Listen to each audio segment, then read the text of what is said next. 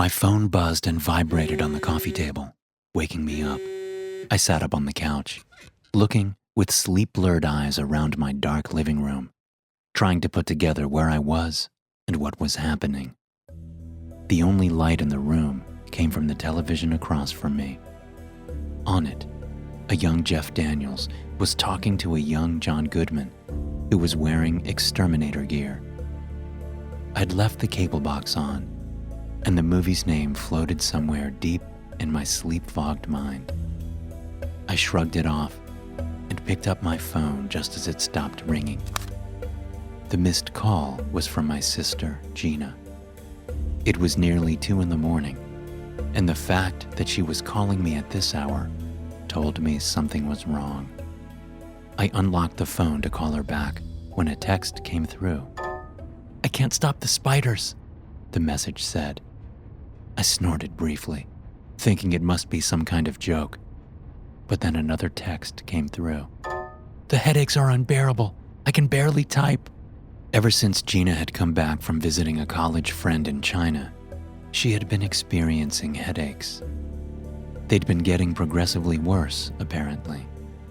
I told her to see a doctor more times than I could count, but she was between jobs and didn't have health insurance.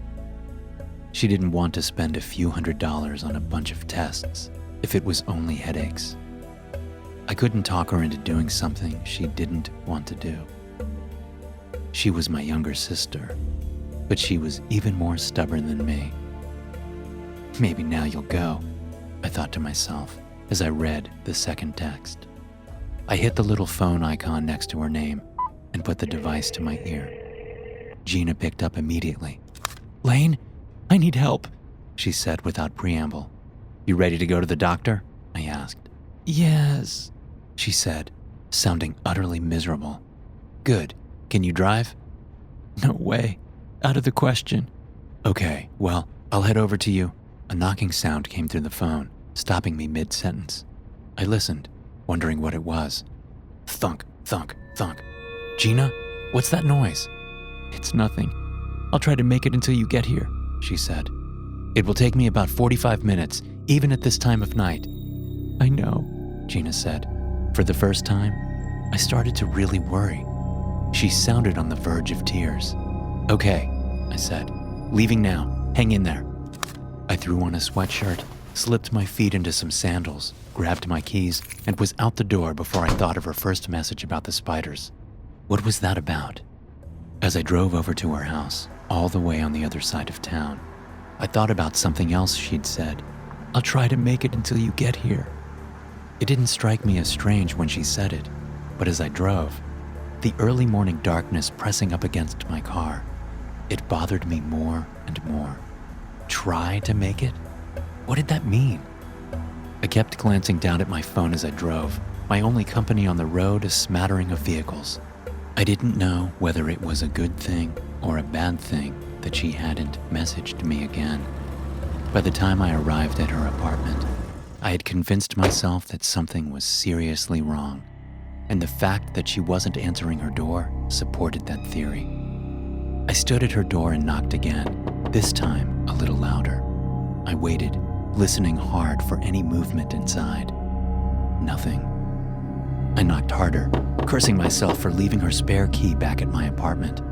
I hadn't even thought about bringing it. Still nothing. I banged on the door and shouted her name, pleading with her to open up. With shaking hands, I got my phone out and called her. I could just barely hear her phone's ringtone through the door. I imagined her passed out on the floor, having hit her head on something, dying slowly because I forgot her damn key. I started banging on her door, more out of desperation than anything else. "Hey!" a voice shouted, a woman's voice. "What are you doing? You know what time it is?" I spun around to see a woman in pajamas peeking her head out of the apartment door opposite my sister's. "Do you know my sister Gina?" I asked. "Yeah, of course I do. She's my neighbor after all. You're her brother?" "Yes. There's something wrong. I'm here to take her to the hospital, but she's not answering. Please tell me you have a spare key for her apartment." "I do," the woman said, the anger on her face now replaced by worry. "I watered her plants while she was in China. hold on." I called 911 while the neighbor was getting the key. Since I didn't know what exactly was wrong, the operator wanted me to stay on the line until I got into the apartment. The neighbor appeared with a set of keys in her hand, and I told the operator to hold on while we went inside. The neighbor slid the key into the lock and then stopped. She turned to look at me. "What's your name?" "My name is Lane," I said, spitting the words at her. She was wasting time. The neighbor nodded as if that checked out, as if the thought had occurred to her that I wasn't actually Gina's brother and was trying to get into her apartment for some nefarious reason. Maybe she'd heard Gina talk about me before. It didn't matter. What mattered was getting into the apartment to see what was wrong. "I'm Rachel," the neighbor said, as if this were the best time to be exchanging pleasantries. Before I could urge her on, she unlocked and opened the door. I rushed past her and into the living room. It was empty. I headed back to the bedroom and found that it, too, was empty. I'd passed the bathroom door on the way down the hall to another bedroom, and it dawned on me that the door was closed and there was a line of light underneath it. I knocked on the door and called out my sister's name. No answer. I turned the door handle and eased the door open. The first thing I saw was the splash of crimson standing out against the off-white color of porcelain countertop. There was a large pool of blood next to the sink, near the edge of the countertop. There were also splashes of blood in the sink, on the faucet, on the makeup bottles, and even on the mirror.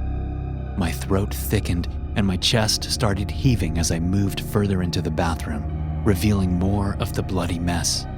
I stuck my head around the door and looked down. I could do nothing but cry out, the sound like nothing I've made before or since.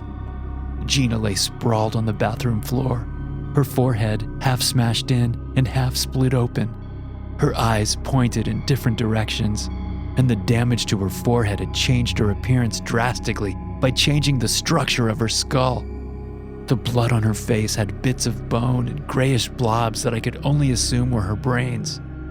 I thought I saw something very small move in the bathroom, just inside my peripheral vision, but the scene before me took all precedence.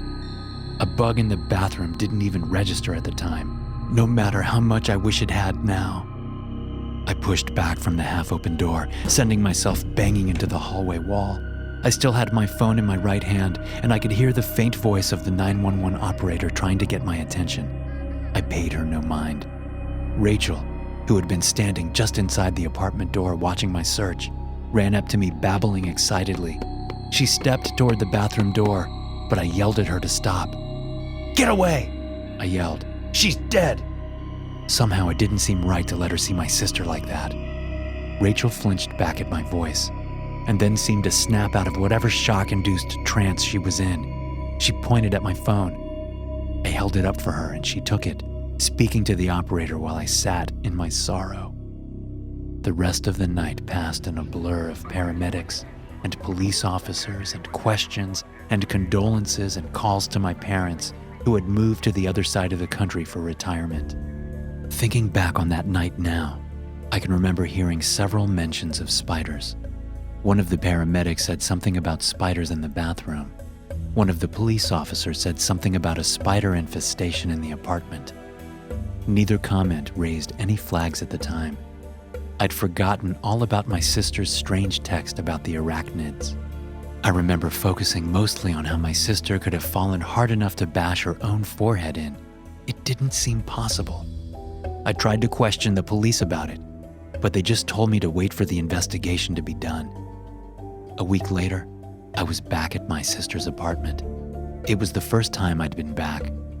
I'd come to help my parents pack up her stuff, but I couldn't make it through the door without breaking down and crying. So my parents had done most of the work. The apartment was nearly empty, and I was going to clean up a few odds and ends to get the place ready for whoever would move in next. I was cleaning out the fridge when I heard a sound from the front door. It was close to the sound of knocking, but not quite. I walked to the front door and opened it. Rachel stumbled forward, as if she'd been resting her head on the door when I opened it. I kept her from falling down. She looked pale. Her eyes were bloodshot, and there was a bright pink spot right in the middle of her forehead. "Rachel, are you okay?" "Lane," she said. her voice hoarse. "Did they find out how Gina died?" I shook my head. "No, not yet. I guess it takes a little while." Rachel's face broke into a tortured grimace. Tears spilled out of her eyes. "Something's wrong," she said. "The spiders, they won't leave me alone." "Spiders? What are you talking about?" Rachel shook her head and turned away from me. Stepping to the wall in the entryway, she smacked her forehead into the wall twice before I stepped forward and grabbed her by the shoulders. "Stop! What are you doing?" "It's the only way the headaches stop," she said, shaking me off and stumbling back out the door. I watched her disappear back into her apartment across the way. A sick feeling took hold in my gut. I suddenly remembered Gina's text about the spiders and her terrible headaches and the knocking sound when I was on the phone with her. I thought about my mom and dad, who were supposed to meet me at Gina's apartment, but they canceled because they both had been having horrible headaches. And I remembered the look of the bathroom, the pool of blood on the counter, the blood splashes, the wreck of Gina's forehead. A terrible, resonating banging sound emanated from Rachel's apartment. I ran across to Rachel's door and tried opening it, only to find it was locked. "Rachel, open the door. I'll take you to a hospital. Please, just open the door." Thunk, thunk, thunk. I took a step back and kicked the door, putting all the force of my weight into my heel. It moved, but barely. I stepped back again and kicked the door open. Thunk, thunk, thunk. The sickening sound continued. I kicked the door a third and a fourth time. On the fifth, it finally came open. I ran into the apartment just in time to see Rachel slam her bloody head into her kitchen counter. The sound of her skull giving way seemed to echo endlessly in the apartment. She fell to the floor in her kitchen and came to rest with her smashed head and lifeless face turned to me. I watched in horror as 100 or more little gray spiders crawled out of the blood and brain matter sitting inside her skull. I moved away, backing out of the apartment as the spiders spread out and disappeared into unseen places. As I stepped out of Rachel's apartment, I heard a knocking sound. I paused, listening. It was coming from the floor above. Thunk, thunk, thunk. Another insistent knocking noise started up, joining the first. Thunk, thunk, thunk, thunk, thunk, thunk. Then another, and another, and another. SCP-632 is a type of arachnid that reproduces by exposing a human host to an array of sensory triggers.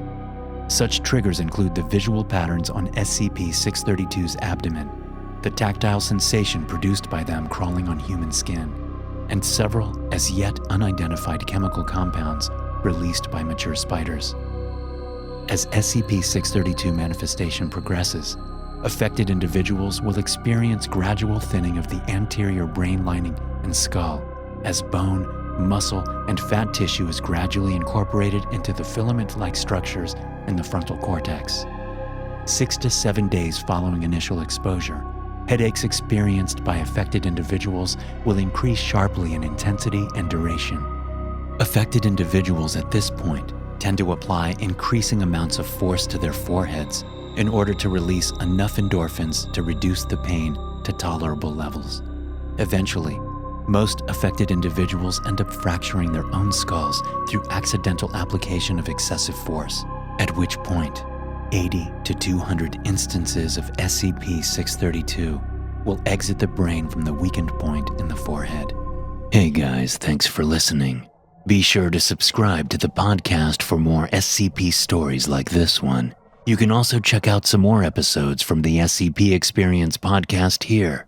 I'll see you in the next one.